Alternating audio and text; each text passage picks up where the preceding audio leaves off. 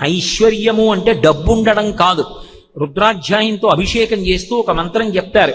ద్రాపీయం ధస్సస్పతే దరిద్రం నీలలోహిత ఏషాం పురుషాణం ఆభేర్మో రోమో ఏషాం కించనా మమత అంటారు. ఇంట్లో ఐశ్వర్యం ఉండడం, ఇంట్లో వస్తువులు ఉండడం ఐశ్వర్యం కాదు. అనుకూలవతి అయినటువంటి సతి ఐశ్వర్యం. మాట విని ధర్మమునందు నిలబడేటటువంటి కొడుకు ఐశ్వర్యం. వ్యవసాయం చేసుకోవడానికి భూమి ఉండడం ఐశ్వర్యం. స్వగృహే అని చెప్పుకోవడానికి తనకొక ఇల్లు ఉండడం ఐశ్వర్యం. కట్టుకోవడానికి బట్టలే బెంగ పెట్టుకోవలసిన అవసరం లేకుండా వస్త్రం ఉండడం ఐశ్వర్యం. ఒకరి దగ్గర చెయ్యి చాపి అడిగి అన్నం తినవలసిన అవసరం లేకుండా రాసమర్యాదతో బతికున్న నాళ్లు అన్నం తినగలగడం ఐశ్వర్యం.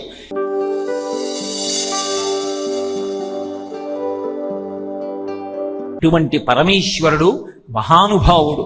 ఆయన ఈ లోకానికి చేసినటువంటి ఉపకారం, ఆయన యొక్క కరుణ చెప్పడానికి సాధ్యం కాదు. ఆయన కారుణ్యానికి ప్రతిరూపమే గంగానది. లేకపోతే పరమశివుడు అంతటి కరుణార్ద్ర హృదయుడు కాకపోతే అసలు గంగానది భూమి మీదకు వచ్చేదే కాదు. ఎందుచేత అంటే శ్రీరామాయణంలో పరిశీలనం చేస్తే సగర చక్రవర్తి అని ఆ వంశంలో వచ్చినటువంటి ఒక మహానుభావుడు. ఆ సగర చక్రవర్తికి సంతానం లేదు. ఇక్ష్వాకు వంశంలో అదో ప్రారంధం. అప్పుడప్పుడు చక్రవర్తులందరూ సంతానలేమి చేత బాధ పొందుతూ ఉంటారు. అందుచేత ఆయన తన పెద్ద భార్య అయినటువంటి కేశిని, చిన్న భార్య అయినటువంటి గరుత్మంతుని యొక్క సోదరి సుమతి, వీళ్ళిద్దరితో కలిసి హిమవత్పర్వత ప్రాంతానికి వెళ్లి భృగుశ్రవణము అనబడేటటువంటి చోట తపస్సు చేశాడు. తపస్సు చేస్తే సంతోషించి భృగు మహర్షి వచ్చి అనుగ్రహించారు. మీ ఇద్దరికీ సంతానం కలుగుతుంది. ఒకడికి వంశకరుడైనటువంటి కుమారుడు కలుగుతాడు, వేరొక భార్యకి 60,000 మంది మహోత్సాహులైనటువంటి బిడ్డలు కలుగుతారన్నాడు. అయిపోయింది. మహర్షి వెళ్ళిపోయారు. సగర చక్రవర్తి తన ఇద్దరు భార్యలతో కలిసి కుటీరంలోకి వెళ్ళిపోయాడు. వెళ్ళిపోయిన తరువాత కేశిని అంది, నాకు వంశకరుడు కలుగుతాడా, 60,000 మంది పిల్లలు కలుగుతారా అంది. రెండో భార్య సుమతి కూడా ఇదే ప్రశ్న వేస్తే సగర చక్రవర్తి అన్నాడు, ఆ మాట నన్ను అడగడం ఎందుకు, వరం ఇచ్చినటువంటి మహానుభావుడు భృగు మహర్షి ఉండనే ఉన్నారు, వారిని అడగండని తిరిగి భృగు మహర్షి ఆశ్రమానికి వచ్చారు. వచ్చి ఆయన్ని అడిగితే ఆయన అన్నాడు, నేను అండం ఎందుకు, మీలో ఎవరికి ఏం కావాలో మీరే అడగండి అన్నాడు. పెద్ద భార్య ముందు అడగాలి కాబట్టి మునేస్తు వచనం శ్రుత్వా కేశిని రఘునందన పుత్రం వంశకరం రామ జగ్రాహన్ నృపసన్నిధౌ. విశ్వామిత్రుడు చెప్తున్నాడు కాబట్టి రామ అంటుంటాడు. జగ్రాహన్ నృపసన్నిధౌ. ఆ వచ్చినటువంటి భృగు మహర్షి ఇచ్చినటువంటి వరాల్లో ఒక వరాన్ని ఆధారం చేసుకుని పెద్ద భార్య అయిన కేశిని అంది, నాకు వంశకరుడైనటువంటి కుమారుడు కావాలి అంది. రెండో భార్యని అడిగాడు, నీకేం కావాలన్నాడు. మిగిలింది 60,000 మంది పిల్లలే, కానీ ఆవిడ ఉత్సాహం 60,000 మంది పిల్లల్ని కనాలని. కాబట్టి ఆవిడంది వెంటనే మునేస్తు వచనం శ్రుత్వా కేశిని సుపర్ణ భగినీస్తథా షష్ఠిం పుత్ర సహస్రాణి మహోత్సాహం యథాబలాహ. ఆవిడ నాకు 60,000 మంది పిల్లలు కావాలని ఆవిడ అడిగింది. వాళ్ళు మహోత్సాహవంతులు కావాలి. మహోత్సాహవంతులంటే పూర్తిగా వినడం చెప్పిన పని. నువ్వు ఏం చేయాలంటే ఇక్కడి నుంచి బయలుదేరి స్టేషన్కి వెళ్ళి ఏసీ 2 టైర్లో టికెట్ ఉందేమో చూడు అన్నాం అనుకోండి. ఏసీ 2 టైర్లో లేదు, ఏసీ 3 టైర్లో ఉంది, కానీ ఆయన చాలా తొందరగా వెళ్ళాలి. ఏసీ ఫస్ట్ క్లాస్లో ఉంది. ఫస్ట్ క్లాస్ తీసిన ఆయన ఏమండవు, ఏసీ 3 టైర్ తీసిన ఆయన ఏమండవు. కానీ వీడు అదే అంతే, ఏసీ 2 టైర్ లేదు, వెనక్కి వచ్చేస్తాడు. ఈలోగా రెండు కూడా అయిపోతాయి. మహోత్సాహం అన్న మాట అంత ప్రమాదకరం. అత్యుత్సాహం మంచిది కాదు. ఉత్సాహం ఉండాలి ఎప్పుడు, కానీ అత్యుత్సాహం అర్థం పర్థం లేకుండా ప్రవర్తించడం ప్రమాదాన్ని తీసుకొస్తుంది. అందులో పెద్దలతో వ్యవహరించేటప్పుడు 1కి 10 మార్లు ఆలోచించి ప్రవర్తించాలి తప్ప అప్పటికేదో తోచింది కదా అని మహోత్సాహంతో ప్రవర్తించకూడదు. ఆవిడ అడిగింది, షష్ఠిం పుత్ర సహస్రాణి సుపర్ణ భగినీస్తథా మహోత్సాహం కీర్తిమతో జగ్రాహ సుమతి సుతాన్. నాకు 60,000 మంది మహోత్సాహులైన పిల్లలు కావాలని.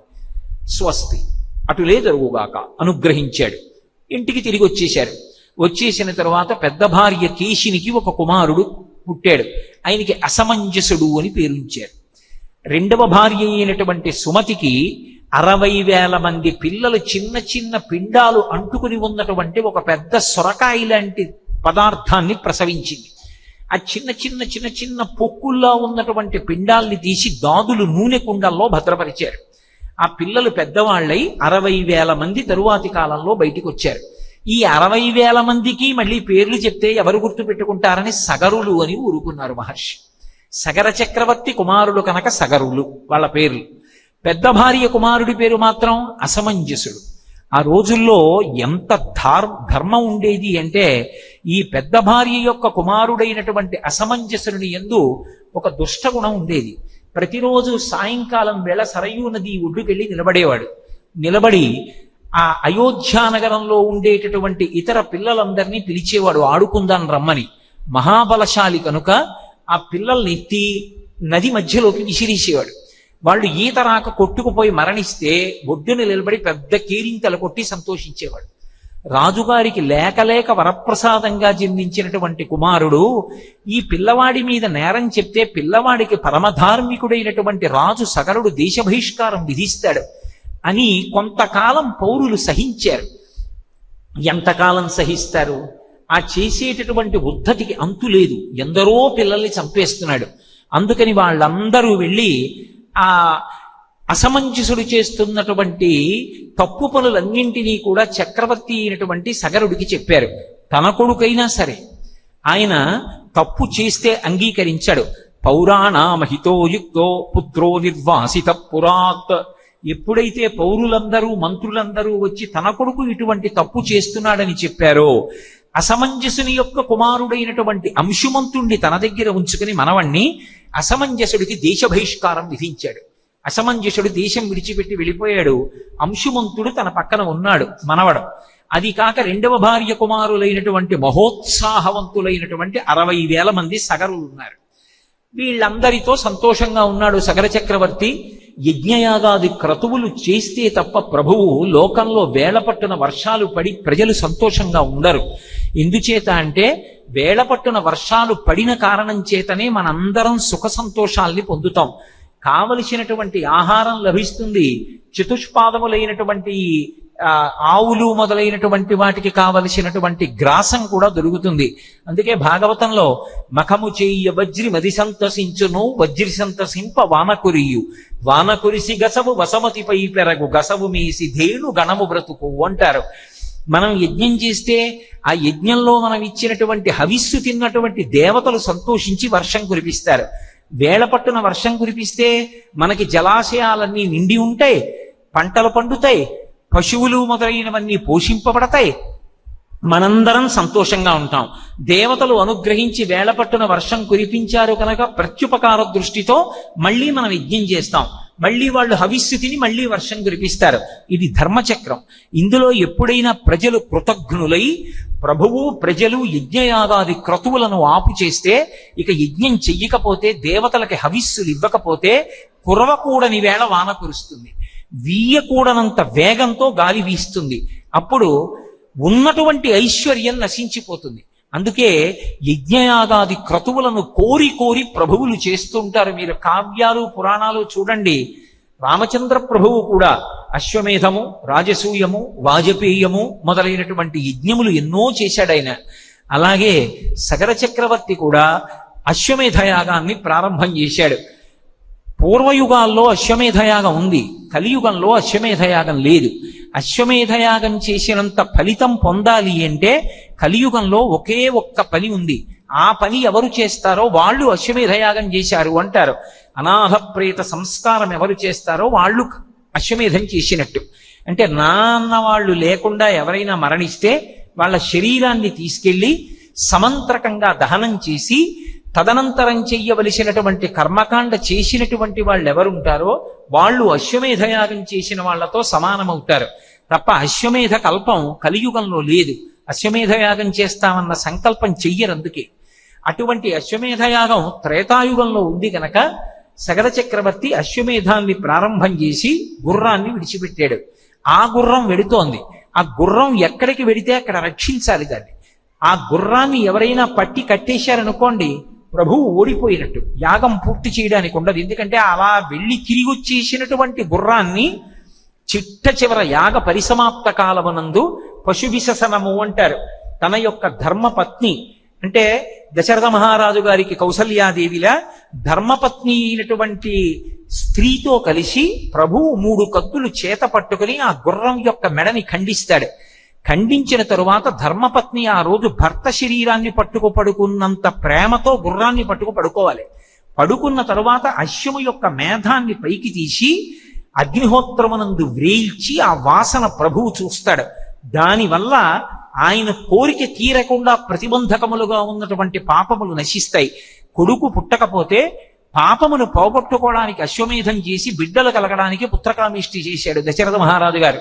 అందుకే ఇష్టం దేహం కరిష్యామి పుత్రీయాం పుత్రకారణాత్ అధర్వ శిరసి ప్రోక్తై మంత్రై సిద్ధాం విధానత అంటాడు మహానుభావుడు ఋష్యశృంగుడు. నీకు బిడ్డలు కలగడానికి అధర్వ శిరసి అనబడేటటువంటి శాస్త్రమునందున్నటువంటి మంత్రములను సంపుటీకరించి నీ చేత నేను యజ్ఞం చేయిస్తాను, ఇష్టి చేయిస్తానంటాడు. కాబట్టి సమస్త కామితార్థములకు హేతువేది అంటే యజ్ఞమే. అసలు భారతదేశము యజ్ఞభూమి. అటు ఒక్క సనాతన ధర్మమునందు మాత్రమే అగ్నిహోత్రమునందు హవిస్సు ఇచ్చి దేవతలను సంతృప్తి పరుచుట అన్న సిద్ధాంతం ఉంది తప్ప ఏ ఇతర విశ్వాసమునందు కూడా అగ్నిహోత్రమునందు హవిస్సు ఇవ్వడం అనేటటువంటిది ఉండదు. అగ్ని ఆరాధనము కేవలము సనాతన ధర్మమునకు మాత్రమే చెందినది. బ్రతికున్నంత కాలం అగ్నిని అంత పవిత్రంగా ఆరాధిస్తాడు. కాబట్టే తండ్రి శరీరం పడిపోయిన తరువాత కూడా కొడుకు ఇది మా నాన్నగారి శరీరం, మా నాన్నగారు శరీరంతో ఉన్నంత కాలం ఎంతో గౌరవంతో అగ్నిదేవా నిన్ను పూజించారు, మా నాన్నగారు శరీరం వదిలిపెట్టేశారు, ఇప్పుడు మా నాన్నగారి శరీరాన్నే హవిస్సుగా నీకు సమర్పిస్తున్నాను, కాల్చక ఇబ్బంది పెట్టక భగ్గున కాల్చి ఆయన శరీరాన్ని బ్రహ్మాండంలో కలిపి ఆయనకి నీ తేజస్సుతో ఉన్నత లోకాలకి తీసుకెళ్లి అనుగ్రహించు అని సంకల్పం చెప్పి దహిస్తాడు. కాబట్టి అగ్ని అనేటటువంటిది శరీర పరిత్యాగము చేసిన తరువాత కొడుకు చేతిలో శరీరము దహింపబడే వరకు కూడా అగ్ని ఆరాధనము అంత గొప్పగా ఉంటుంది. అగ్నిని ఆరాధించిన కారణం చేతనే ఇంట్లో ఉన్న వాళ్ళందరికీ కూడా ఆరోగ్యం నిలబడుతుంది. అందుకే ఆగ్నేయంలో వంట పొయ్యించి తూర్పు దిక్కుకు తిరిగి మొట్టమొదట ఆడది స్నానం చేసిన తరువాత అగ్నిహోత్రాన్ని రగలుస్తూనే నమస్కారం చేసి వంట చేస్తారు. వంట అయిపోయిన తరువాత హవిషద్వర్గముని ముఖంబునను సంతృప్తిగాంచుని శుభాస్తవములంటూ ఒక 2 మెతుకులు తీసి నేతిలో ముంచి అగ్నిహోత్రంలో వేసి, ఆయన శుద్ధ బ్రాహ్మణుడు, నేతి అన్నపు మెతుకులు ఆయనకి వేసి అప్పుడు యజమానికి పైన తేలినటువంటి అన్నాన్ని వడ్డిస్తారు. ఎందుకంటే ప్రత్యుత్పత్తికారకమైనటువంటి వీర్య సంఘాతము పైకి తేలిన అన్నమునకు చేరుతుందని యజమానికి మొదట అన్నం అది వడ్డించి తరువాత భార్య వడ్డించుకుంటుంది. కాబట్టి అగ్ని ఆరాధన మనకు అంత ప్రత్యేకత ఉన్నది ఒక్క సనాతన ధర్మమునందు మాత్రమే. కేరళ దేశంలో అయితే అమ్మవారిని అసలు ఒక మూర్తిలో పూజ చెయ్యరు, దీపం పెట్టి దీపాన్నే అమ్మవారిగా చూసి పూజ చేసేస్తారు. దీపమే అమ్మవారు కేరళ దేశంలో. అమ్మవారి పూజ లేకుండా ఏ సంప్రదాయమునందు ఉండరు. ఏ సంప్రదాయమునకు చెందినవారు కానివ్వండి సంధ్యావందనం చేసి గాయత్రీ మంత్రం చెయ్యవలసిందే. అంటే అసలు అమ్మవారిని స్త్రీ రూపంగా ఉపాసన చెయ్యకుండా ఏ సంప్రదాయంలో ఉన్నవారు నిలబడలేరు. అంతటి మహోత్కృష్టమైనటువంటి యజ్ఞ స్వరూపము ఏది ఉన్నదో ఆ యజ్ఞము సనాతన ధర్మమునకు మాత్రమే చెందినది. ఐశ్వర్యము కావాలి అనుకున్న వాళ్ళందరికీ ఐశ్వర్యాన్ని ఎవరిస్తారు అంటే అగ్నిహోత్రుడిస్తాడు. అందుకే శ్రియమిచ్చేత్ హుతాశన, ఆయనే ఐశ్వర్యం ఇస్తాడు. ఎవరికి యజ్ఞయాగాది క్రతువులు చేసే అలవాటు ఉంటుందో, ఎవరు అగ్నిని ఆరాధన చేస్తారో అటువంటి వారి ఇంట ఐశ్వర్యము పుష్కలంగా ఉంటుంది. ఐశ్వర్యము అన్న మాట నేను వాడినప్పుడు మీరు చాలా జాగ్రత్తగా అర్థం చేసుకోవాలి. శివానుగ్రహము ఐశ్వర్యమునకు కారణమవుతుంది. ఐశ్వర్యము అన్న మాటకు అర్థం ఏమిటో తెలుసా? అందుకే అగ్నిలింగంగా ఉంటాడు ఆయన. ఐశ్వర్యము అంటే డబ్బు ఉండడం కాదు. రుద్రాధ్యాయంతో అభిషేకం చేస్తూ ఒక మంత్రం చెప్తారు, ద్రాపీయం ధస్సస్పతే దరిద్రం నీలలోహిత ఏషాం పురుషాణం ఆభేర్మో రోమో ఏషాం కించనా మమత అంటారు. ఇంట్లో ఐశ్వర్యం ఉండడం, ఇంట్లో వస్తువులు ఉండడం ఐశ్వర్యం కాదు. ఎందుకనంటే ఇంట్లో కావలసినన్ని మధుర పదార్థాలు ఉన్నాయి, వీడికి శరీరంలో మధుమేహం ఉంది, ఎందుకు పనికొస్తుంది? కావలసినన్ని మామిడి పళ్ళు ఉన్నాయి, ఒంట్లో మధుమేహం ఉంది. భార్య మంచి వాసనలు గుబాళించేటట్టుగా చింతకాయ పచ్చడి చేసింది, ఒంట్లో రక్తపోటు ఉంది, ఎందుకు పనికొస్తుంది? అది కాదు ఐశ్వర్యం అంటే. ఐశ్వర్యమునందు మొట్టమొదటిది ఏది అంటే అనుకూలవతి అయిన భార్య. అనుకూలవతి అయిన సతీ ఎచ్చట కుందు నొక్కో అంటాడు అలసాని పెద్దన గారి మనుచరిత్రలో ప్రవరాఖ్యుడు. ఆ అనుకూలవతి అయినటువంటి భార్య లభిస్తే జన్మ ధన్యమైపోతుంది. ఎందుచేత అంటే ఆయన ఉత్తమమైన మార్గంలో ప్రయాణించడానికి బాసట ఎవరు అంటే ఆవిడే. ఇవాళ నేను ఉపన్యాసం చెప్తున్నాను అనుకోండి, నా ఉపన్యాసం చెప్పడానికి నా కంఠం నిలబడాలన్నా, నా శరీరం నిలబడాలన్నా, ఈ శరీరం నిలబడడానికి ఎటువంటి ఆహారం పెట్టాలో అటువంటి ఆహారాన్ని పచనం చేసి తెచ్చి ఈశ్వర ప్రసాదంగా నాకు నా భార్య పెడితే కదా ఈ శరీరం నిలబడి ఉపన్యాసాలు చెప్పడం. అలా నిలబడనప్పుడు, ఆమె నన్ను అనువర్తించనప్పుడు నేను ఉపన్యాసాలు ఎక్కడి నుంచి చెప్తాను? ఎందుకు వచ్చిన దిక్కుమాల ఉపన్యాసాలు? హాయిగా టీవీ దగ్గర కూర్చోక అందనుకోండి 10 మాటలు అలా అంటే నేను ఏం చెప్పగలుగుతాను? అనుకూలవతి అయినటువంటి భార్య లభించడం కన్నా ఐశ్వర్యం జీవితంలో ఇంకొకటి లేదు. అందుకే భార్య శాంతి స్థానం జీవితంలో. రామచంద్రమూర్తి యొక్క కీర్తి అంతా ఎక్కడుంది అంటే సీతమ్మలోనే ఉంది. ఎందుచేత మీరు ఆలోచించండి. నిజంగా రావణుడు ఎప్పుడు వచ్చినా ఒకటే మాట చెప్తాడు, ఎక్కడో అరణ్యములలో ఉన్నాడు, క్రూర మృగాలు తినేసి ఉంటాయి, ఎక్కడున్నాడు రాముడు? రాముడు లేడు. ఒకవేళ ఉన్నా ఇక్కడికి రాలేడు. ఇన్ని లక్షల మంది రాక్షసులు విచ్చుకత్తులు పట్టుకుని ఉన్నారు, ఎక్కడి నుంచి వస్తాడు? రాడు. ఒకవేళ నువ్వు తప్పు చేసినా ఎవరికి తెలుస్తుంది? ఎవరికి తెలియదు. కాబట్టి యథేచ్ఛగా ఇక్కడ నువ్వు తప్పు చెయ్యవచ్చు, ఏం బెంగలేదు అని పిబ విహర రమస్వ భుంచ భోగాన్ మయి లలలనే యథాసుఖత్వం పైచ సమేత్వ లలంతు బాంధవాస్తే అన్నాడు. లల్ ధాతు వేశాడు. ఓ అనుభవించు, తాగు, తిను, చక్క జడేసుకో, పువ్వులెట్టుకో, మంచి చీర కట్టుకో, నా పాంపు చీరన్నాడు.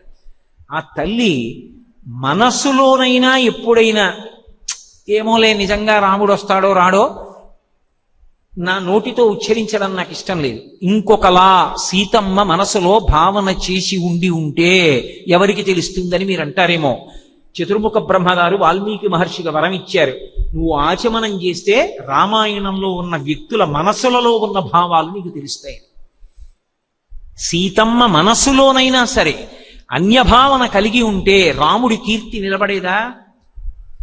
సీతమ్మ అంత గొప్ప వ్యక్తి కాబట్టి రాజ్యాన్ని వదిలిపెట్టి, తండ్రిని వదిలిపెట్టి, అంతఃపురాన్ని వదిలిపెట్టి, జటాజూటం కట్టుకుని, పాదుకలు కూడా లేకుండా నారచీర కట్టుకుని అరణ్యవాసానికి వెళ్ళిపోతే, బాలేన రమతే సీత బాలచంద్ర నిభానన రామ రామే హితీనాత్మ విజనేపి వనేసతి అన్నాడు సుమంతుడు అయోధ్యకాండలో.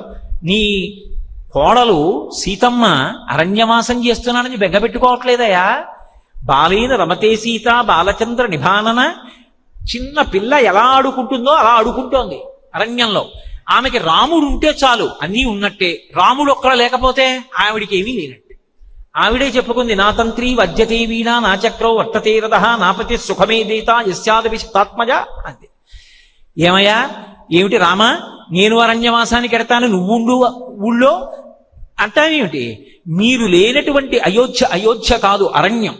నా తంత్రి వజ్యతే వీణ, వీణ తీగలు గోటి చేత పెనగబడి మోగుతాయి, కానీ వీణ తీగలు గోటి దెబ్బలు తిని మోగుతున్నాయి అనరు, వీణ మోగుతోందంటారు. నా చక్రో వర్తతే రథ, ముళ్ల మీద, రాళ్ల మీద, కంపల మీద రథచక్రములు నడుస్తాయి, రథచక్రములు నడుస్తున్నాయి అనరు, రథం నడుస్తోందంటారు. సమస్త కీర్తికి భర్త కారణం, అపారమైన పుణ్యానికి భర్త కారణం. ఆయన చేసిన ప్రతి మంచి పనిలోంచి భార్యకి సగభాగం వెళ్ళిపోతోంది. అమితముగా ఇవ్వగలిగిన వాడు భర్త ఒక్కడే. అటువంటి భర్త నీకన్నా నాకు మిగిలినవి ఏవి గొప్ప? ఈ అంతఃపురం గొప్ప, అయోధ్య గొప్ప? ఒకవేళ నేను హంసతూలికా తల్పం మీద పడుకుని నిద్రలేచి కాలు కింద పెట్టే ముందు అమ్మ కాలు కింద పెట్టకూడదని చెప్పి 100 కుమారులు నాకు కలిగి వాళ్ళ అరచేతులు నేల మీద చాపి నా పాదములు వాళ్ళ అరచేతులలో వేయించి నడిపించగలిగిన పుత్ర శతము నాకున్నప్పటికీ కూడా వాళ్ళ వల్ల కలిగినటువంటి సంతోషము కన్నా భర్తవైన నీ పక్కన ఉండడమే నాకు ఆనందం. నీకన్నా ఆనందం నాకు లోకంలో లేదండి. అంత అనుకూలవతి అయినటువంటి ఇల్లాలు లభించింది కాబట్టే 14 ఏళ్లు అరణ్యవాసం చేసినా కూడా రామచంద్రమూర్తికి కష్టం కలగల. అనుకూలవతి అయినటువంటి సతీ ఐశ్వర్యం, మాట విని ధర్మమునందు నిలబడేటటువంటి కొడుకు ఐశ్వర్యం, వ్యవసాయం చేసుకోవడానికి భూమి ఉండడం ఐశ్వర్యం, స్వగృహే అని చెప్పుకోవడానికి తనకొక ఇల్లు ఉండడం ఐశ్వర్యం, కట్టుకోవడానికి బట్టలే బెంగ పెట్టుకోవలసిన అవసరం లేకుండా వస్త్రం ఉండడం ఐశ్వర్యం, ఒకరి దగ్గర చెయ్యి చాపి అడిగి అన్నం తినవలసిన అవసరం లేకుండా రాసమర్యాదతో బతికున్నన్నాళ్ళు అన్నం తినగలగడం ఐశ్వర్యం. ఎక్కడో మంచాన పడి ఆఖరికి ప్రాణం పోక బ్రతికి ఉన్నన్నాళ్ళు నీ భజన తప్పను కాని మరణకాలమునందు మరతునేమో ఆ వేళ యమదూతల అగ్రహంబున వచ్చి ప్రాణముల్ పెకలించి పట్టునప్పుడు కపవాత పైత్యముల్ కప్పగా శ్రమచేత కంపముద్భవమంది కష్టపడుచు నారాయణాయంచు నా జిహ్వతో నిన్ను పిలుతునో శ్రమచేత పిలువలేనో నాటికిపుడి నీ నామస్మరణ చేతు చెవినిడవయ్య భూషణ వికాస శ్రీధర్మపుర నివాస దుష్ట సంహార నరసింహ దురిత దూరా అంటాడు నరసింహ శతక కర్త. ఆఖరణ ప్రాణం పోయే ముందు కపవాత పైత్యములు కప్పేసిన తరువాత ఒంట్లో తన మలమూత్రములను తానే విసర్జించుకోలేకుండా మంచాన పడి ఉండి భార్య కూడా ఆఖరికి శుశ్రూష చెయ్యలేక అబ్బా ఆయన అలా ఉండడం కన్నా అని వాక్యం పూర్తి చెయ్యకుండా వదిలేసిన బ్రతుకు బ్రతకడం కాదు, అనాయాసీన మరణం. భగవన్నామం చెప్తుండగా పరమ సంతోషంగా ఒంట్లో ఓపిక ఉండగా 10 మందికి ఉపకారం చెయ్యగలిగినటువంటి శక్తి ఉండగా ఏదో ఆ దూర్జటి కాళహస్తీశ్వర శతకంలో చెప్పినట్టు దంతంబుల్ పడనప్పుడే తనువుయందు ఆరూఢియున్నప్పుడే కాంతాసంఘము రోజనప్పుడే జరాక్రాంతంబు కానప్పుడే వింతల్ మీద చరించునప్పుడే కురుల్ వెల్వెల్ల కానప్పుడే చింతింపన్వలమీ పదంబుజములం శ్రీకాళహస్తీశ్వర అని ఒంట్లో ఓపికండగా చెయ్యగలిగినన్ని ఉపకారాలు చేసి 10 మంది చేత మహానుభావుడనిపించుకుని అకస్మాత్తుగా భగవన్నామని చెప్తుండగా ఊపిరాగిపోయి మహానుభావుడు ఆయన వెళ్ళిపోయాడా అండి అని చెప్పి కనీసం 4 ఇళ్లలో 4 కుటుంబాలు ఆ రోజున అన్నం వండుకోలేక అన్నం మానేసేలా బ్రతకగలవా? అలా బ్రతికిన బ్రతుకు తప్ప ఎప్పుడు పోతాడా అని ఎదురు చూసేటట్టుగా బ్రతికిన బ్రతుకు కాదు. అందుకే అది ఐశ్వర్యం, అనాయాస మరణం. అందుకే శ్రీశైలంలో ఇప్పటికీ పూజ చేస్తే మల్లికార్జున లింగానికి హారతులెత్తి అనాయాసైన మరణం వినా దైన్యైన జీవితం అని చెప్పి తీర్థం ఇస్తారు. ఆ 2 అంత గొప్పవి.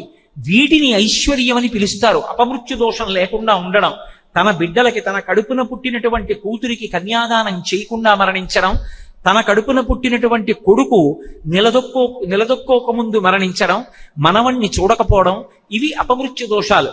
అలా కాకుండా చక్కగా తన కడుపున పుట్టినటువంటి బిడ్డలకి చెయ్యవలసినటువంటి కర్తవ్యాలు పూర్తి చేసి ఆరోగ్యంగా దైన్యం లేకుండా ఎవరూ సేవ చెయ్యవలసిన అవసరం లేకుండా వెళ్ళిపోయినటువంటి జీవితం ఉందే, అది ఐశ్వర్యం. ఈ ఐశ్వర్యం అంతా ఎక్కడి నుంచి వస్తుంది అంటే పరమశివుని యొక్క అనుగ్రహము చేత లభిస్తుంది. అందుకే శంభు సేవ మానవద్దు అంటారు, ఈశ్వర సేవ మానవద్దు, శివార్చన మానవద్దు, శివాలయానికి వెళ్ళడం మానవద్దు అని చెప్తారు పెద్దలు. జీవుని యొక్క అభ్యున్నతి, కుటుంబ అభ్యున్నతి కూడా పరమశివుని యొక్క అనుగ్రహంలోనే ఉంటాయి. అందుకే లోకంలో ఎప్పుడైనా ఎవరికైనా భయంకరమైన శాపం ఇవ్వాలంటే 2 మాటలు వాడతారు. నీ ఇంట జిల్లేడు చెట్టు పుట్టుగాక, నీ ఇంట శివభక్తి లేకుండుగాక. ఈ 2 శాపవాక్కులు. నీ ఇంట జిల్లేడు చెట్టు పుట్టుగాక, ఇంట్లో జిల్లేడు చెట్టు కానీ పెద్దదైందనుకోండి ఐశ్వర్యభంగం అయిపోతుంది. ఆ ఇంటికి మొండి గోడలు ఒకటి నిలబడతాయి, పైకప్పు కూడా ఉండదు, ఐశ్వర్యం అంతా నశించిపోతుంది. జిల్లేడు ఇంటి లోపల ఉండకూడదు. కాబట్టి నీ ఇంట జిల్లేడు పుట్టుగాక, నీ ఇంట శివభక్తి లేకుండుగాక. శివభక్తి లేకుండా పోయిందనుకోండి వాడు తరించలేడు, ఇంకా వాడు ఎందుకు పనికిరాడు. అందుకే శివభక్తి ఉండడం అంత అవసరమైనటువంటి విషయం, అది ఐశ్వర్యదాయకం.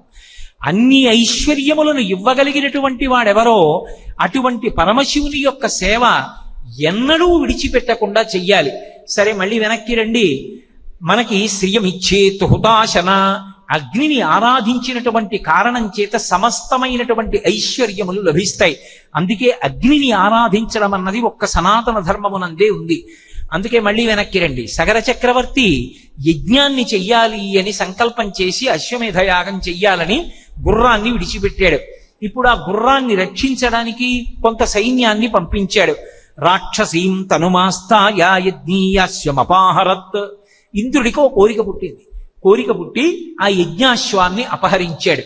సాధారణంగా మీరు పురాణం చదివినప్పుడు ఎక్కడైనా ఎవరైనా తపస్సు చేసుకుంటున్నారు అంటే ఇంద్రుడు ఏదో తన దగ్గర ఉన్నటువంటి అప్సరోగణాన్ని పంపించి పాడు చేస్తాడు. ఎవరో యజ్ఞం చేస్తున్నారు, గుర్రాన్ని ఎత్తుకుపోతుంటాడు. ఎందుకు ఈ ధూర్త పనులు ఇంద్రుడికి? అక్కర్లేని పనులు కదా ఇవన్నీ, ఎందుకు ఇంద్రుడు చేయడం? ఎందుకంటే ఇంద్రుడు ఎప్పుడు అలాంటి పనులు చేస్తుంటాడు, ఎప్పుడు ఎవరినో పంపిస్తుంటాడు, ఆటలాడిస్తూ ఉంటాడు, పాటలు పాడిస్తూ ఉంటాడు, తపస్సు చేసేవాడిని పాడు చేస్తూ ఉంటాడని మనకు అనిపిస్తుంది. కానీ అందులో ఒక పెద్ద రహస్యం ఉంది.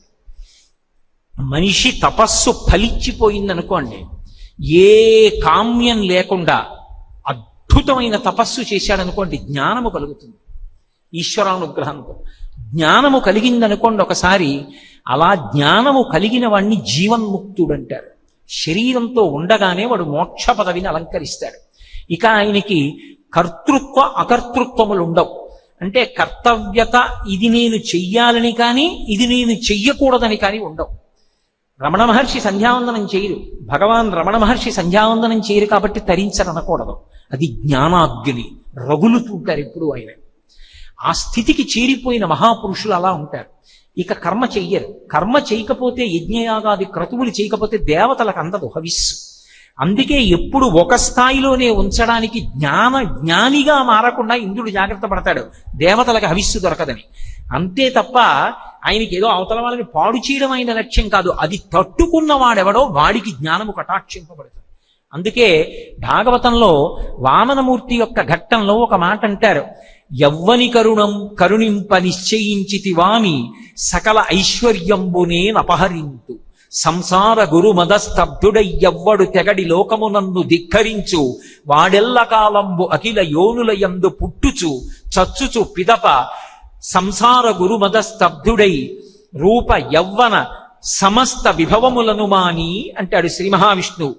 నేను ఎవరిని తరింప చెయ్యాలనుకుంటున్నానో వాళ్ళ ఐశ్వర్యాన్ని కూడా లాగేస్తాను, తట్టుకు నిలబడిన వాడెవరో వాడికి మోక్ష పదవిని ఇస్తాను అంటాడు. అది ఇంద్రుడి పరీక్ష. అందుకని రాక్షసీం తనుమాస్థాయజ్ఞీయశ్వమపాహరత్, రాక్షస రూపంతో వచ్చి ఆ సగర చక్రవర్తి విడిచిపెట్టినటువంటి అశ్వమేధ సంబంధమైన గుర్రాన్ని ఎత్తుకుపోయాడు. వెంటనే సగర చక్రవర్తి తన బిడ్డలు 60,000 మంది సగరుల్ని పిలిచాడు. పిలిచి, ఉరే, ఈ భూమండలమంతా 60,000 యోజనములు ఉంది. యోజనామే కవస్తార ఏకైకో ధరణీతలం వివిధ పురుష వ్యాఘ్ర వజ్రస్పర్శ సమైర్నఖై అన్నాడు. ఉరే, మీరు 60,000 మంది బయలుదేరండి, ఒక్కొక్కరు ఒక్కొక్క యోజనాన్ని పంచుకోండి. వజ్రాలతో సమానమైనటువంటి గోళ్లున్నాయి మీకు, గోళ్లతో భూమినంతటినీ తవ్వేయండి. ఎక్కడ దాచాడో గుర్రాన్ని వెతికి పట్టుకురండి అన్నాడు. ఇప్పుడు ఈ 60,000 మంది వెళ్ళి భూమినంతటినీ తమ గోళ్ల చేత తవ్వేశారు.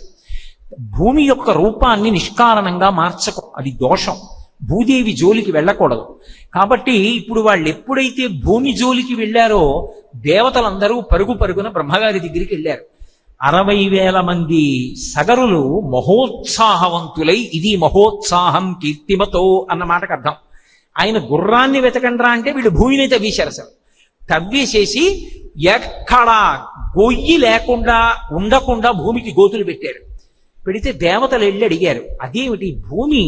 మొట్టమొదట శ్రీ మహావిష్ణువు యజ్ఞవరాహ స్వరూపంతో సముద్రంలోంచి పైకెత్తాడు. విష్ణువుది భూమి. అటువంటి భూమిని వీళ్ళు పాడు చేసేస్తున్నారు, ఎలా? వీళ్ళనెవరూ ఆపగలరని అడిగారు. చతుర్ముఖ బ్రహ్మగారు కళ్ళు మూసుకుని ఆలోచించి అన్నాడు, కాపిలం రూపమస్తాయ, కపిల మహర్షి అనబడేటటువంటి రూపంతో ఇవాళ శ్రీ మహావిష్ణువు పాతాళలోకంలో తపస్సు చేస్తున్నాడు. కాబట్టి ఆయనది భూమి కనుక ఆయనే రక్షించుకుంటాడు, మీరెందుకు బెంగపెట్టుకుంటారు? మీరు వెళ్ళిపోండి. ఈ మహోత్సాహవంతులైనటువంటి సగరులు 60,000 మంది కూడా అకస్మాత్తుగా చనిపోతారు, మీరు వెళ్ళిపోండి అన్నాడు. కాపిలం రూపమస్తాయ ధారయంతం ధరణీతలం, ఆ కపిల మహర్షి ధరిస్తున్నారు, ఆయనే చంపుతారన్నారు. సరే, దేవతలందరూ వెళ్ళిపోయారు. వీళ్ళు గోతులు పెట్టి వెతికారు, పాతాళలోకం దాకా వెళ్ళిపోయారు. వెళ్ళిపోయినా సరే ఎక్కడా కనపడలేదు. మళ్ళీ వచ్చి తండ్రికి చెప్పారు. సగర చక్రవర్తి అన్నాడు, నేను లేచి బయలుదేరతాను యజ్ఞాశ్వాన్ని వెతకడానికి అన్నాడు. పురోహితులు అన్నారు, నువ్వు యజ్ఞ దీక్ష తీసుకున్నావు, దీక్ష తీసుకున్నవాడు అలా పీటల మించి లేచి వెళ్ళిపోకూడదు. అప్పుడు నీకే కాదు మాకు కూడా తప్పు. ఎవరు అటువంటి యజ్ఞాన్ని చేయించారో వాళ్ళకి కూడా దోషం వస్తుంది. బ్రాహ్మణ వర్గము ప్రత్యేకముగా గుర్తుపెట్టుకోవలసినటువంటి విషయం. ఎవరు అధికారులో వాళ్లతో హవిస్సులిప్పించాలి తప్ప ఏదో మంత్రం చేతిలో ఉంది కదా, చదువుకున్నాం కదా అని చెప్పి ఎవరిని పడితే వాళ్ళని కూర్చోపెట్టి చేయించకూడని పనులు చేయించకూడదు. లోక కళ్యాణకారకమైనటువంటి రీతిలో ప్రవర్తించాలి తప్ప ఏదో ఎవరినో తృప్తిపరచడం కోసమని లోకానికంతటికీ విఘాతం కల్పించే పనులు చేయకూడదు. ఏది ఎలా చెయ్యాలో అలా చెయ్యాలి. ఏదో గోరు చుట్టూ కోసేయడం ఎలాగో నేను పుస్తకంలో చదువుకున్నాను నేను కోసేయకూడదు. నేను ఎక్కడో లండన్లో చదువుకుని వచ్చాను గోరు చుట్టూ నేను కోయడం ఏమిటని డాక్టర్ గారు అనకూడదు. ఎవడు ఏది చెయ్యాలో అది వాడే చెయ్యాలంతే. ఎంత చిన్నదైనా డాక్టర్ కొయ్యాలి, ఎంత తెలిసిన్నా నేను కోయకూడదు. కాబట్టి వాళ్ళన్నారు, నువ్వు యజ్ఞం పీటల నుంచి లేచి వెళ్ళిపోతే నీకే కాదు ప్రమాదం, రాజ్యానికి మాకు కూడా వస్తుంది. కాబట్టి నువ్వు వెళ్ళడానికి వీలు లేదు, యజ్ఞ దీక్ష ఎందున్నావు, వేరొకరిని పంపించన్నారు. మళ్లీ పిలిచాడు 60,000 మంది సగరుల్ని. మళ్లీ వెళ్ళండి, పాతాళలోకం వరకు తవ్వేయండి భూమిని. తవ్వేసి ఎక్కడ ఉన్నాదో గుర్రం వెతికి పట్టుకురండి అన్నాడు. వాళ్ళు మహోత్సాహం, వాళ్ళు మళ్లీ వెళ్ళి పాతాళం వరకు తవ్వేశారు. తవ్వేస్తే వాళ్ళకి ఈ భూమిని మోస్తున్నటువంటి దిగ్గజములు కనపడ్డాయి. ఆ దిగ్గజములు ఈ భూమిని తమ కుంభస్థలం మీద పెట్టుకుని మోస్తున్నాయి.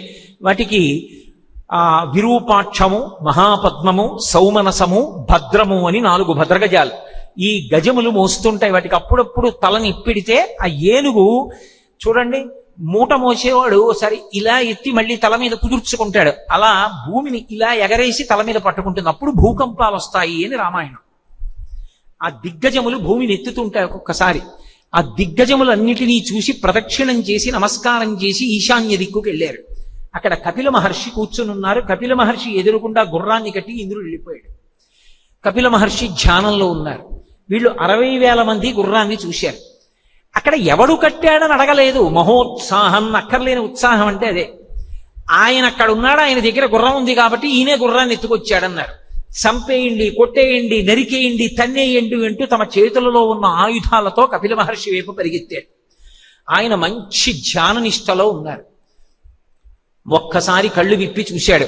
శ్రుత్వాతు వచనం తేషాం కపిలో రఘునందన రోషేన మహతావిష్టో హుంకారమకరోత్తదా భస్మరాశి కృతా సర్వే కాపుత్స సగరాత్మజా. ఆయన వాళ్ళందరినీ ఇలా చూసి 60,000 మంది పరిగెత్తుకొస్తుంటే హుం అన్నాడు రోషంతో, కోపంతో. ఆయన హుంకారం చేసేటప్పటికి అందులోంచి వచ్చినటువంటి శబ్ద తరంగములకు 60,000 మంది 60,000 బూది కుప్పలై పడిపోయారు. బ్రాహ్మణుల యొక్క ఆవేశము చేత కాని, అగ్ని చేత కాని, నీటి చేత కాని, ప్రమాదము చేత కాని, పిడుగు చేత కాని, అటువంటి వాటి చేత మరణించినటువంటి వారికి ఉదకమును తర్పణ ఇవ్వడానికి ఈ భూమి మీద ఉన్నటువంటి నీటికి అధికారం ఉండదు. ఈ నీటితో తర్పణ ఇవ్వలేం. ఈ 60,000 మంది బూది కుప్పల్ని చూసి ఆ తరువాత బయలుదేరి వచ్చినటువంటి వాడు అంశుమంతుడు. ఎంతకీ 60,000 మంది సగరులు రావట్లేదు. యజ్ఞమా నిలబడిపోయింది, తానా వెళ్ళకూడదు. సగర చక్రవర్తి అంశుమంతుణ్ణి పిలిచాడు. నాయనా, నువ్వు వెళ్ళి ఎక్కడుందో వెతకరా యజ్ఞాశ్వం అన్నాడు. ఆయన దిగ్గజాలకి ప్రదక్షిణం చేసి నమస్కారం చేసి తిన్నగా బయలుదేరి ఎక్కడ కట్టేశారో ఆ యజ్ఞాశ్వాన్ని అక్కడికి వచ్చాడు. కపిల మహర్షిని చూసి నమస్కారం చేసి 60,000 బూది కుప్పలు చూసి ఓ మా పినతండ్రులందరూ కాలిపోయారు. తన పితరులకు సంస్కారం చెయ్యడం ఎంత ముఖ్యమో మనకి రామాయణం నేర్పుతుంది. తల్లికి తండ్రికి తద్దినం పెట్టడం అంత ముఖ్యం. వీళ్ళకి వెంటనే నేను జలతర్పణ చెయ్యాలి అని గబగబా వెళ్ళి నీటికయ్య కోసం వెతుకుతున్నాడు. మేనమామ అయినటువంటి గరుత్మంతుడు కనపడ్డాడు.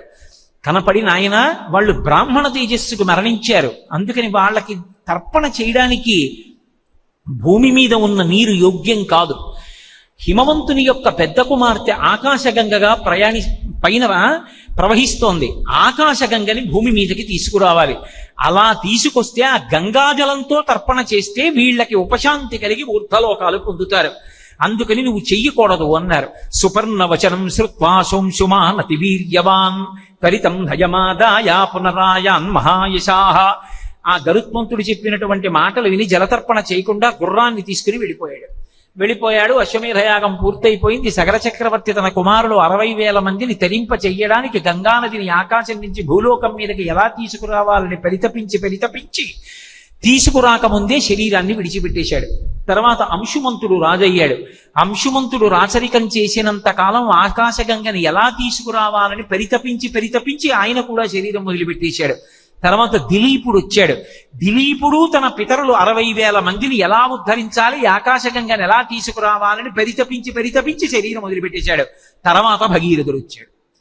భగీరథుడు వచ్చిన తరువాత ఎలాగైనా సరే నా పితరులను తరింపజేయడానికి ఆకాశగంగని భూమి మీదకి తీసుకొస్తానని వెళ్లి హిమవత్ పర్వత ప్రాంతమునందు కూర్చుని ఊర్ధ్వబాహు పంచతప ఆయన రెండు చేతులు పైకెత్తి ఆ పంచాగ్నిహోత్రముల మధ్య ఘోరే తపసి తిష్ఠిత తస్య వర్ష సహస్రాణి 1000 సంవత్సరముల పాటు పంచాగ్నిహోత్ర తపస్సు చేశాడు. పంచాగ్నిహోత్ర తపస్సు అంటే 4 దిక్కుల యందు దగ్గరగా అగ్నిహోత్రాన్ని ఉంచుకుంటారు. కనురెప్ప వేయకుండా సూర్యుడిని అలాగే చూస్తూ తపస్సు చేస్తారు. దాన్ని పంచాగ్నిహోత్రం అంటారు. అది కూడా చేతులు కిందకి దింపకుండా పైకి ఎత్తి ఇలా ఉంచడం అంటే నరకం. ఒక 10 నిమిషాలు ఉంచేటప్పటికి తెలుస్తుంది, లాగేస్తాయి భుజాలు.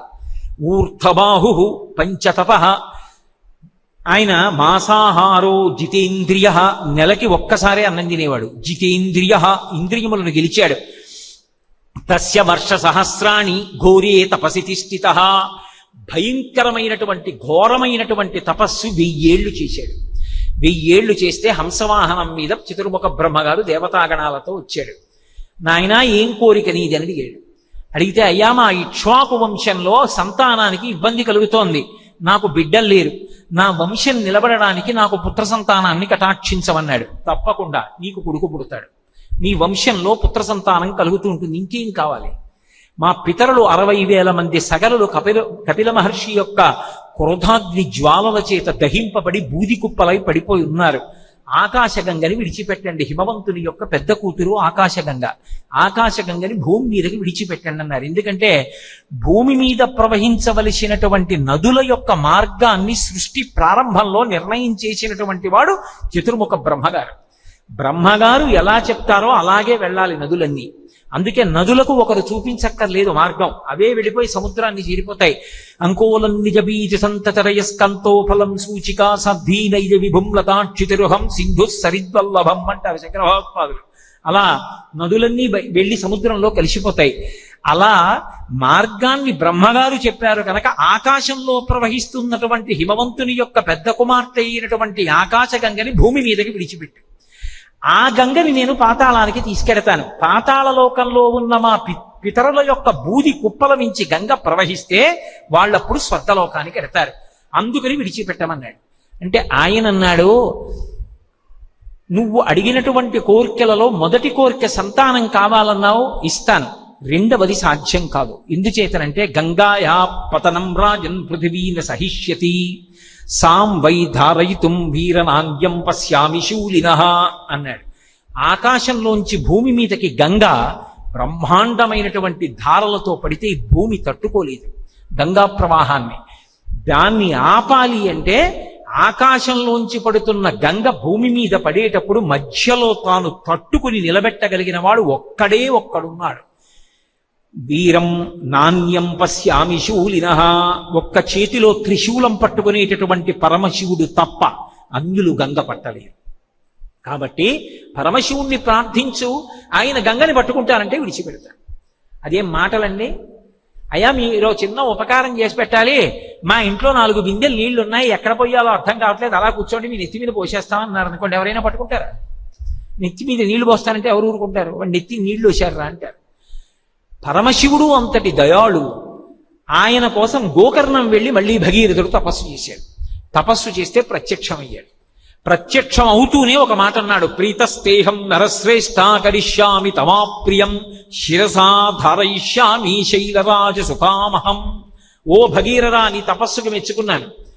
గంగ భూమి మీద పడుతుంటే నా తల మీద పట్టాలి, అంతే కదా, పడతాను పద అని హిమవత్ పర్వత ప్రాంతానికి వెళ్ళి తన జటాజూటాన్ని విప్పాడు.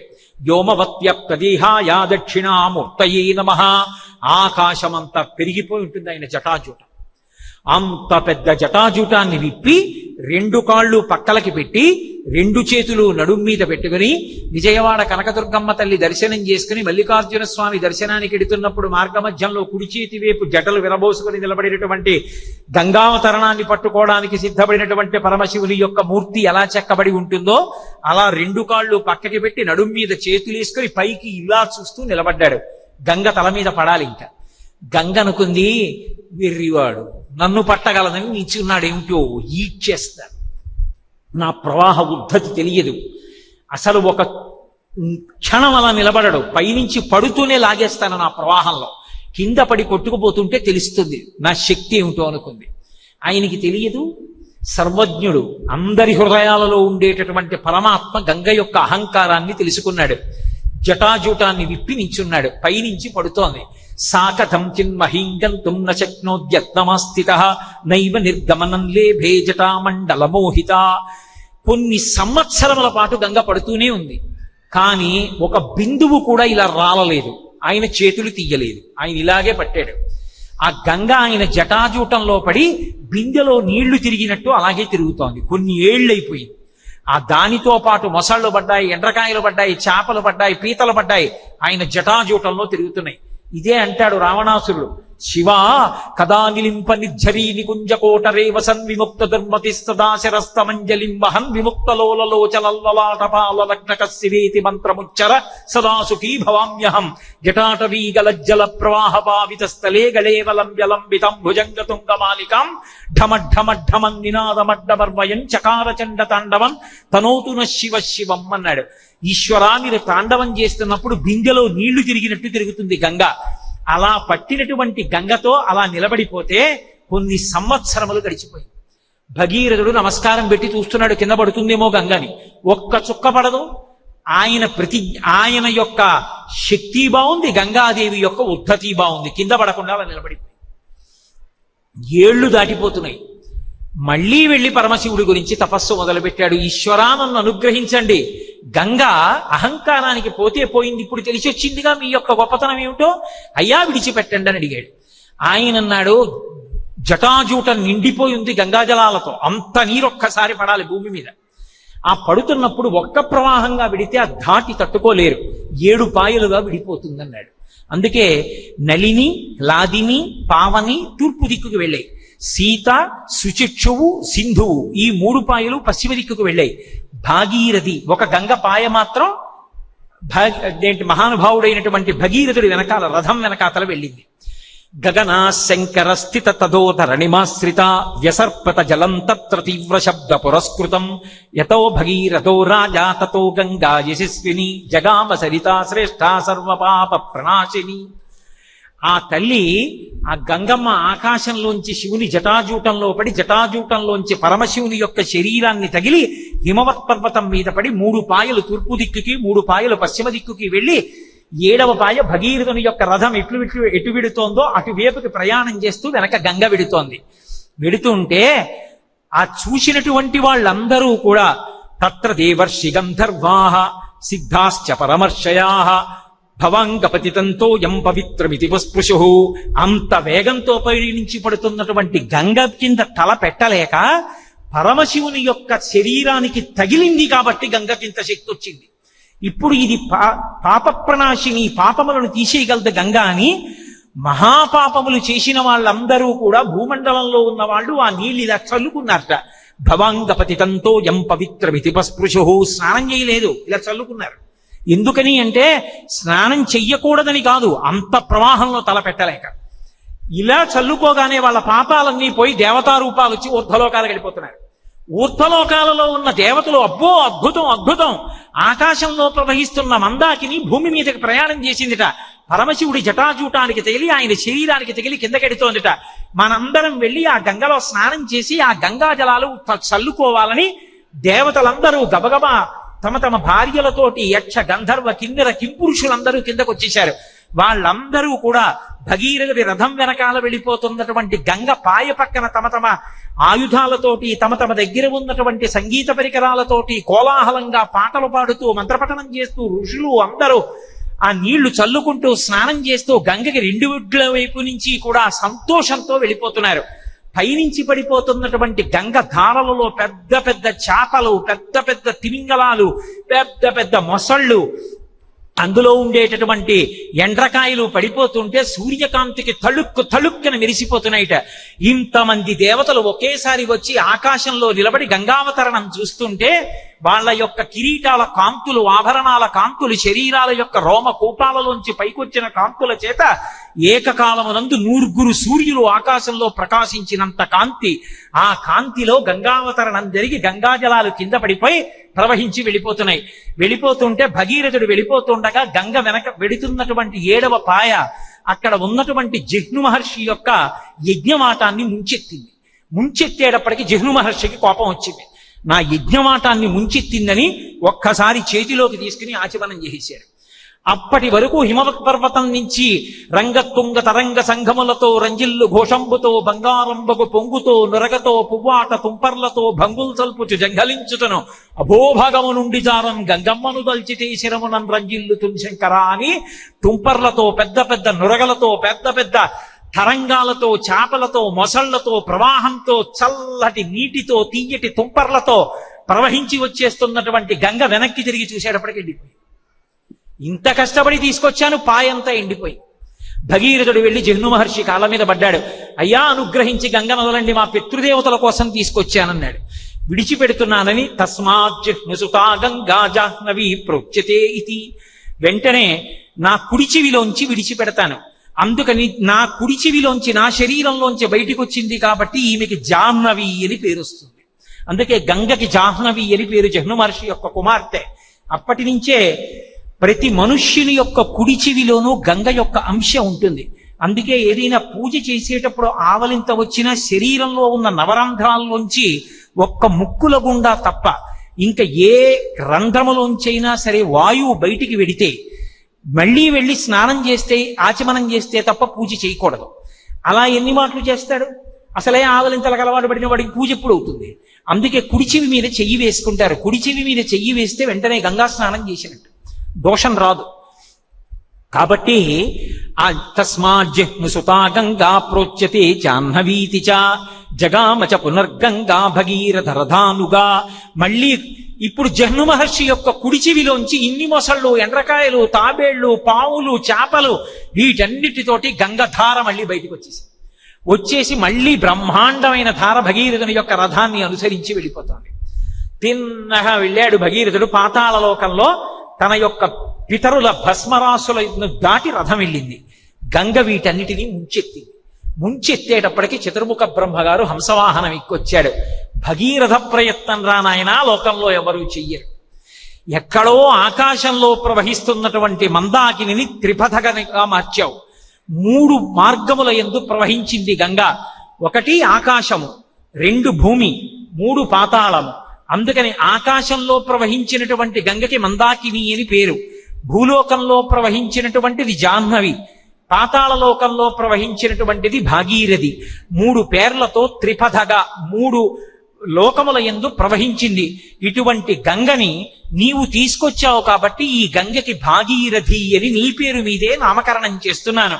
నువ్వు ధన్యుడవయ్యావురా నాయన అన్నారు. శ్రీరామాయణంలో ఎంత గొప్ప ఘట్టానికి కూడా మహర్షి ఫలశ్రుతి చెప్పరు. అటువంటి మహర్షి గంగావతరణం గురించి చెప్తూ ఒక మాట అన్నారు.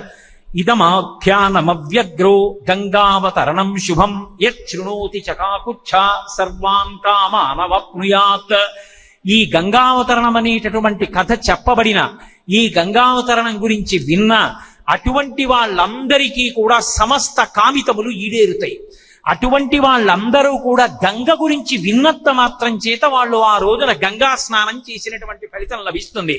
అందున పక్కనే కాళేశ్వర క్షేత్రంలో త్రివేణీ సంగమంలో పుష్కర స్నానం లభిస్తున్నటువంటి పుణ్య సమయంలో ఆదివారం ఇవాళ శనివారం స్థిరవారం మందవారం అమావాస్యతో కూడినటువంటి పరమ పవిత్రమైనటువంటి వేళ అమావాస్యని పర్వము అని పిలుస్తారు.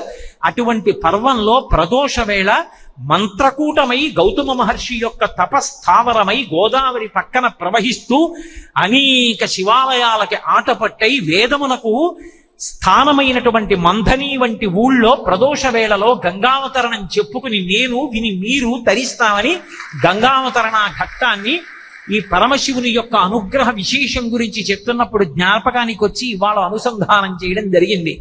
అంత గొప్ప గంగావతరణం. అందుకే శంకర భగవత్పాదులు అంటారు, గంగ ఎంత గొప్పది అంటే భగవద్గీత కించిదీత గంగాజలలవ కణికాపీత సకృతపేన మురారి సమర్చా క్రియతే తస్య యమేన నచ్చ. అసలు గంగానదిలో ఉన్నటువంటి జలం ఒక చుక్క నాలుక మీద పరమ పవిత్రమైనదన్న భావనతో నాలిక మీద వేసుకున్నటువంటి వాడికి యమధర్మరాజుతో చర్చ లేదు. ఆయనతో మేమెందుకు చర్చిస్తామండి అనుకుంటాం. ఆయనేమో రా తీసుకుపోతానని పాశాలు వేస్తాడు. అయ్యో రాను రానని మనం అంటాం. చర్చ ఉండదంటే అసలు యమదర్శనం ఉండదు. ఎవడు గంగాజలలవ కణికాపీత గంగాజలం ఒక్క చుక్క నాలుక మీద వేసుకుంటాడో, గంగావతరణం వింటాడో, గంగావతరణం చదువుతాడో, అటువంటి వాడికి యమధర్మరాజుతో చర్చ లేదు. అంటే వాడికి అంత్యమునందు శివపార్షదులు దర్శనమిచ్చి పరమశివుని యందు ఐక్యమైపోతాడు. అంత గొప్ప ఆఖ్యానము. అందుకే పెద్దలు ఒక మాట చెప్తారు, అసారే ఖలు సంసారే సారమీచ చతుష్టయం అవి కాశ్యాం వాసః సతాం సంగో గంగాభ శంభు సేవనం. అసలు ఈ సంసారం అంతా అసారమే. అసారమైన సంసారములో 4 సారవంతమైన ఉన్నాయి. ఈ 4 ఎప్పుడైనా ఏదైనా ఒకటైనా చేశానని ఎవడైనా చెప్తే వాడి మనుష్య జన్మ సార్థక్యమును పొందినదని గుర్తు. అసారే ఖలు సంసారే సారమీత చతుష్టయం. ఏమిటా 4 అంటే కాశ్యాం వాసః, కాశీలో వెళ్ళి నేను కొన్నాళ్ళు ఉన్నాను అని ఎవడైనా చెప్తే వాడి జన్మధన్యం. సతాం సంగో, సత్పురుషుడితో నాకు సహవాసం ఉంది. సత్పురుషుడి మనసులో ఎవడుంటాడు? ఎప్పుడు భగవంతుడు ఉంటాడు. ఆయనకి ఊళ్ళో వాళ్ళ పేర్లన్నీ ఆయనకి ఎందుకు గుర్తుంటాయి? గుర్తుండవు. అలాంటి వాడు పేరు పెట్టి పిలిచి జ్ఞాపకం పెట్టుకున్నాడు అనుకోండి, అంతకన్నా అదృష్టం ఇంకోటి లేదు. సత్సంగత్వే నిస్సంగత్వం నిస్సంగత్వే నిర్మోహత్వం నిర్మోహత్వే నిశ్చలతత్వం నిశ్చలతత్వే జీవన్ముక్తి అంటారు శంకర భగవత్పాదులు. భాగవతం 10వ స్కంధంలో మాలాకారుడు నీపాద కమల సేవయు నీపాదార్చకులతోడి నెయ్యము రితాంతాపారభూతదయు తాపసమందార నాకు దయసేయగదే అంటాడు. సత్పురుషులతోడి సహవాసము అంత గొప్పది. కాబట్టి సతాం సంగో గంగాభః, గంగా స్నానం, గంగానదిలో స్నానం చెయ్యడం అంటే అంత గొప్పది. మీరు చాలా అదృష్టవంతులు. ఎందుచేత అంటే గంగతో కూడిన త్రివేణీ సంగమం ఉంది. పరమశివుడు ఎక్కడున్నాడో అక్కడే గంగ. అద్భుతమైనటువంటి మహాకాళేశ్వర క్షేత్రానికి కూతవేటు దూరంలో ఉన్నారు మీరు. గంగా స్నానాన్ని అంత గొప్ప స్నానంగా పెద్దలు పరిగణిస్తారు. గంగాభ శంభు సేవనం, పరమశివుని యొక్క సేవ అంత గొప్పది. శివునకు చేసినటువంటి సేవ, శివునకు చేసిన పూజ, శివునికి చేసిన ప్రదక్షిణం, శివునికి చేతులెత్తి చేసిన నమస్కారం, శివనామాన్ని పలకడం వంశాన్నంతటినీ కాపాడతాయి. అంత గొప్పవి. అసారమైన సంసారంలో ఈ 4 గొప్పవి. కాబట్టి గంగ స్నానం అంత గొప్పది.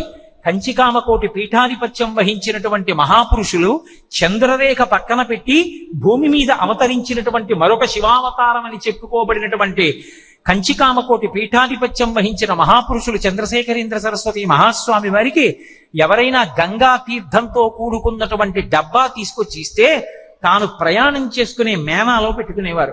పెట్టుకుని రోజు ఒకసారి దాన్ని నిద్ర లేవగానే చూసి నమస్కరిస్తే చాలనేవారు. గంగ ఉన్న డబ్బా వంక చూడడం అంత గొప్పది. గంగ ఎంత గొప్పదో తెలుసా? గంగానది గంగానది గంగానది ఎనచు రే పడక మేల్కొనుచో కీర్తించునెవ్వడు భంజించువా అని పాతక చెయ్యముల్. రోజు 3 మాటలు గంగానది గంగానది గంగానది అని అనుకుంటే చాలు. అలా పడుకోబోయే ముందు లేచే ముందు ఒకసారి గంగని స్మరించిన వాడు ఎవరుంటాడో అటువంటి వాడి యొక్క మహాపాతకములను కూడా గంగ తీసేస్తుంది. గంగ పరమశివుడి తల మీద పడేటప్పుడు అహంకరించింది. ఈయనంతటి వాడు ఈడ్చవతల పారేస్తానంది. అదే గంగ తన తప్పు దిద్దుకోవడం ఎలా అనుకుందిట. నమ కపర్దినీచ వ్యుక్త కేశాయ చ, పెద్ద జటాజూటంతో ఉన్న శంకరుడే బోడిగుండుతో శంకరాచార్యుల వారిగా వచ్చాడు. శంకరాచార్యుల వారిగా కాశీపట్టణానికి శంకరులు వస్తూ ఉంటే గంగ కెరటాలు ముందుకొచ్చేట. ఆనాడు నీ శక్తి తెలుసుకోలేక అహంకరించి నెత్తి మీద పడ్డా, ఈనాడు నీ కాళ్ల మీద పడతానని కెరటాలు ముందుకొచ్చేన కాళ్ళు కడిగేట. గంగ అంత పవిత్రం. ఏ నదినైనా అమ్మా అని కలిపి పిలవడం తక్కువ. యమునమ్మ, ఏదో పినాకినమ్మ అలా పిలవం, కానీ గంగమ్మ అంటాం. అమ్మా అని పిలుస్తాం. గంగ పేరు చెప్తే చాలు పరవశించిపోతాం. గంగకి ప్రత్యేకం పూజ చేస్తాం. గంగానదికి హారతులు ఎత్తుతారు. అటువంటి గంగ. అందున గంగకి కాశీ గంగా అని ఒక ప్రఖ్యాతి. ఎక్కడైనా గంగేగా. హరిద్వార్లోనూ గంగే, కాశీలోనూ గంగే, ఎక్కడైనా గంగే. అలహాబాద్లోనూ గంగే. మరి కాశీలో గంగని ప్రత్యేకత ఏమిటి అంటే, పుట్టినదాదిగా గంగా ప్రవాహం దక్షిణ దిక్కుకి ప్రవహిస్తూ వచ్చి కాశీపట్టణం దగ్గర ఉత్తరానికి తిరుగుతుంది. మనం పునరపి జననం పునరపి మరణే పునరపి జననం పునరపి మరణం పునరపి జననీ జఠరే చైనం ఇహ సంసారే బహుదుస్తారే కృపయాపారే పాహిమురారే అని ఇన్ని కోట్ల జన్మలు ఎత్తి ఎత్తి ఎత్తి అలయక సొలయక వేసట నొలయక రే పగలు సంఖ్యలు ఆ యమధర్మరాజుతో పోరాటం చేసి శరీరాన్ని విడిచిపెట్టి మళ్ళీ శరీరాన్ని పుచ్చుకొని అలసట లేకుండా జన్మ పరంపరలలో తిరుగుతూనే ఉంటాం. ఎన్ని జన్మలెత్తినా చిట్ట చివరికి ఈ శరీరం మాత్రం దక్షిణ దిక్కున ఉన్నటువంటి యమస్థానం అయినటువంటి ఆ శ్మశానంలోకి వెళ్ళిపోతుంది.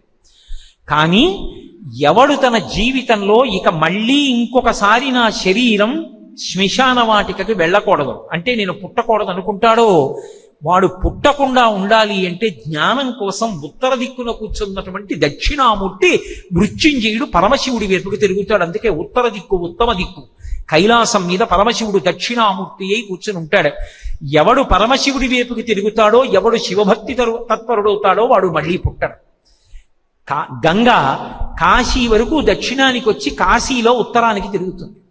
మనుష్య జీవితం కూడా దక్షిణ దిక్కుకు వెళ్ళిపోవడం కాదు, భోగములను అనుభవించి అనుభవించి ఇంద్రియములకు వశుడై చిట్ట చివరి శరీరం పడిపోయి మళ్ళీ పుట్టడానికి ఇంకొక శరీరంలోకి వెళ్ళడం కాదు. ఇక మళ్ళీ పుట్టవలసిన అవసరం లేకుండా ఆఖరి ఊపిరిలో పరమాత్మ స్మరణ చేస్తూ వెళ్ళిపోగలిగినటువంటి అదృష్టమును పొందాలి అంటే జీవితంలో తన యొక్క అనుష్ఠానం ఉత్తర దిక్కున ఉన్నటువంటి పరమశివుని వైపుకి తిరగాలి. అలా ఎవరికి తిరిగిందో వాడు మళ్ళీ పుట్టడు. అందుకే కాశీగంగా అని కాశీ గంగా స్నానం అంటారు. కాశీ విశ్వనాథ దర్శనం, విశాలాక్షి దర్శనం, అన్నపూర్ణ దర్శనం, డుంఠి గణపతి దర్శనం, కాలభైరవ దర్శనం, గంగా స్నానం, మణికర్ణికా స్నానం ఇవన్నీ అంత అత్యద్భుతంగా చెప్పబడ్డాయి. అందుకే గంగా నది అంటే పరమశివుడికి అంత ప్రీతిపాత్రంత. అరుణజటేశ్వరుడు అంటారు. మన వైపు పెట్టుకోగానే దక్షిణ దేశంలో ద్రవిడ దేశం వైపుకి పెడితే చాలా మంది తమ బిడ్డలకి అరుణజటేశ్వరుడు అని పేరుంచుతారు. ఎర్రని జటలు కలిగిన వాడు, ఎప్పుడు తపస్సులో ఉంటాడు కాబట్టి ఆయన జుట్టు ఎర్రగా ఉంటుంది. 2 జలస్పర్శ గంగాస్పర్శతో ఉంటుంది కాబట్టి కపర్ది. ఆయన యొక్క జటాజూటం ఎప్పుడు కూడా ఎర్రగా ఉంటుంది. ఆయన యొక్క జటాజూటం వంక చూసి నమస్కరిస్తే చాలుట తీర్థయాత్రకి వెళ్లే వాళ్ళకి ప్రతిబంధకాలు రాకుండా ఉంటాయి. అందుకే ఎప్పుడైనా ఎక్కడికైనా బయలుదేరితే ఏ ప్రమాదం రాకూడదనుకున్న వాళ్ళు తప్పకుండా రెండిటిని చెప్తారు. కపర్దీ అంటారు అని సర్వదా సర్వదేశేషు పాతుత్వాం భువనేశ్వరి మహామాయా జగద్ధాత్రి సచ్చిదానంద రూపిణి అంటారు. ఆఖరికి అది మనమే కాదు, నేనేదో ఊరు విడిచిపెట్టి ఇక్కడికి వస్తున్నాను అనుకోండి, బయలుదేరే ముందు ఓసారి కపర్దీ అని శివుని యొక్క జటాజూటాన్ని తలుచుకుని అమ్మవారి పాదముల వంక చూసి సర్వదా సర్వదేశేషు పాతుత్వాం భువనేశ్వరి మహామాయా జగద్ధాత్రి సచ్చిదానంద రూపిణి దేవి భాగవతం. అమ్మవారిని అలా నమస్కారం చేస్తే సర్వదేశకాలముల యందు ఆ తల్లి కాపాడుకుంటూ వస్తుంది. అందుకే బిడ్డలు ఏదైనా పని మీద బయలుదేరుతున్నా కూడా ఈ శ్లోకంతో అమ్మవారికి నమస్కారం చేసి తల్లిదండ్రులు బిడ్డల మూర్ధన్య స్థానాన్ని వాసన చూసి పంపిస్తారు. ముద్దు పెట్టుకోకూడదు 8 ఏళ్లు దాటితే. మూర్ధన్య స్థానమునందు వాసన చూడాలి, ఆయుక్కారకం. వాసన చూసి పంపిస్తారు. కాబట్టి అంత గొప్ప గంగ, అటువంటి కాశీ, అటువంటి అద్భుతం, మహానుభావుడు శంకరుని యొక్క వైభవం అంటే నేను మంథనీలో 7 ఏళ్లుండి చెప్పినా అది పూర్తయ్యేది కాదు. ఎందుచేత అంటే ఆయనే ఒకనాడు లోకాన్నంతటినీ కాపాడడానికి శంకర భగవత్పాదులుగా వచ్చాడు. చేతితో ఆయుధం పట్టుకుని కలియుగంలో ఎంతమందిని చంపుతారు? ఎందుకంటే ద్వాపర యుగం వరకు రాక్షసులకు వేరే ఉపాధి ఉంది, కలియుగంలో రాక్షస ఉపాధి ఉండదు. రాక్షసులు ఎక్కడుంటారు అంటే మనుష్యుల యొక్క మనస్సుల యందు ఉంటారు. మనుష్యుల మనసులో తిష్టవేసి కూర్చున్నటువంటి రాక్షసులను బోధ చేత తరిమి వేసి మనుష్యుని యందు మనుష్యత్వమును నిలబెట్టాలి. అలా నిలబెట్టడం కోసమని సింహోర్మూర్తిశ్చరతి భువనే శంకరాచార్య రూప. ఎక్కడో మహానుభావుడు ఒక వటవృక్షం కింద కూర్చుని సనక సనందనాది మహర్షులకి చిన్ముద్ర పట్టి మౌన వ్యాఖ్య చేసి జ్ఞానం అందించడం కాదు, నేనే బయలుదేరి బ్రహ్మచారిగా అయితే గురువు దగ్గర ఉండాలి, గృహస్థుగా అయితే ఇంట్లో భార్యాబిడ్డల్ని చూసుకోవాలి, వానప్రస్థ అయితే అరణ్యంలోకి వెళ్ళి తపస్సు చేయాలి, సన్యాసి అయితే ఒక చోట ఉండకుండా తిరుగుతూ ఉండాలి.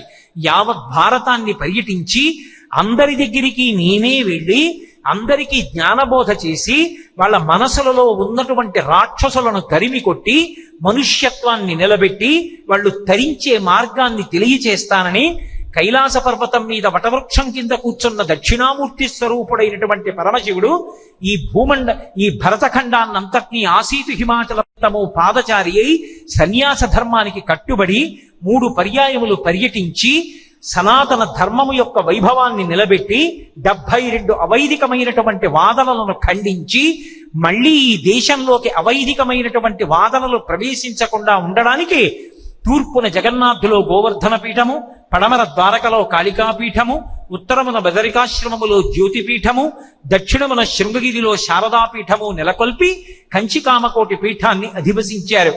అంతటి మహానుభావుడైనటువంటి శంకర భగవత్పాదుల యొక్క అవతారంగా పరమశివుడు వచ్చాడు కాబట్టే ప్రార్థన చెయ్యడం కూడా చేతకానటువంటి మనకి ప్రాతస్మరామి స్తోత్రాల దగ్గర నుంచి ప్రస్థానత్రయమైనటువంటి భగవద్గీత, ఉపనిషత్తులు, ఆ తర్వాత భగవద్గీత, ఉపనిషత్తులు, బ్రహ్మసూత్రాలు, ప్రస్థానత్రయం అంటారు. ఈ 3టికి కూడా భాష్యాలనిచ్చి ఎన్నో స్తోత్రాలనిచ్చి ఎన్నో చోట్ల దేవతల యొక్క విశేషమైనటువంటి తేజస్సుని తగ్గించి శ్రీచక్రాలు వేసి కాంచీపురంలో కామకోటిని మనం సేవించుకోగలిగేటట్టు, జంబుకేశ్వరంలో అఖిలాండేశ్వరీ దేవిని సేవించుకునేటట్టు చేసి ఎన్నో చోట్ల వాదనలు చేసి అవైదికాన్ని ఖండించి మళ్ళీ సనాతన ధర్మ వైభవాన్ని నిలబెట్టి వేదాంతర్గతమైనటువంటి పరమసత్యమైన అద్వైత సిద్ధాంతాన్ని ప్రబోధం చేసి లోకాన్నంతటినీ కూడా జ్ఞాన మార్గం వైపుకి పయనింపచేసి భక్తి స్తోత్రములనన్నిటినీ కూడా అందించినటువంటి జగద్గురు అవతారంగా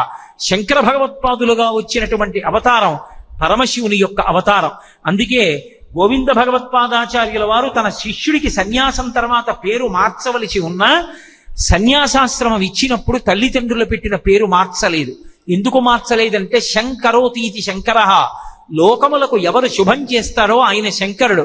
ఆ శంకరుడే లోకానికి శుభం చేసి జ్ఞానాన్ని బోధ చేయడానికి శంకరాచార్యుల వారిగా వచ్చాడు.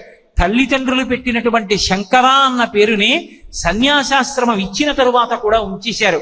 మీరు చూడండి, సాధారణంగా ఏ వ్యక్తి అయినా సన్యాసం తీసుకుంటే సన్యాసానికి ముందున్న పేరు సన్యాసాశ్రమం తర్వాత ఉండదు.